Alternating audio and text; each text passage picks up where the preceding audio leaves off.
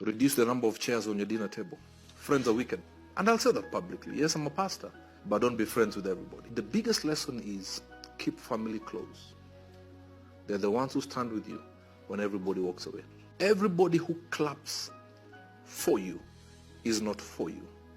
Others are warming up heat to slap. Sometimes God takes you on a journey you didn't know you needed to bring you everything you ever wanted. Trust the plan.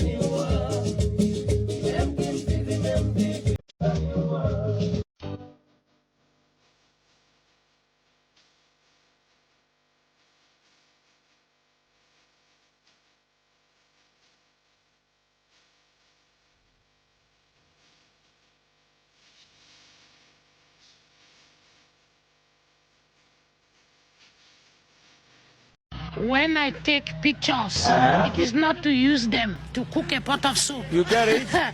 So those of you who keep telling me I post too much, get ready to get high blood pressure because I will post. I post for the Lord. I will post.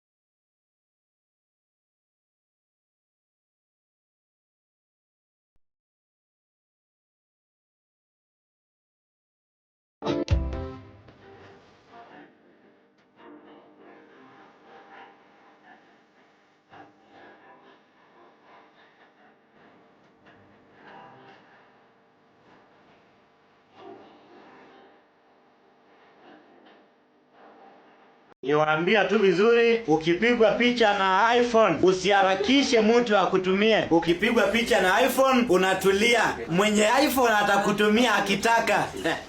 Hata ukiona anapost na hajakutumia, mpe time picha yako imachue. Mpe 3 working days picha imachue. Si wewe hauna iPhone, yeye ako na iPhone. Mpe time picha imachue atakutumia. Si wewe ulisema afadhali ununue. Doesn't matter where you are in life. It really doesn't. Because the great thing about life is it's always your next move.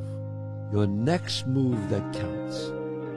No matter where you are, you could change your life if you want to. It's always your next decision.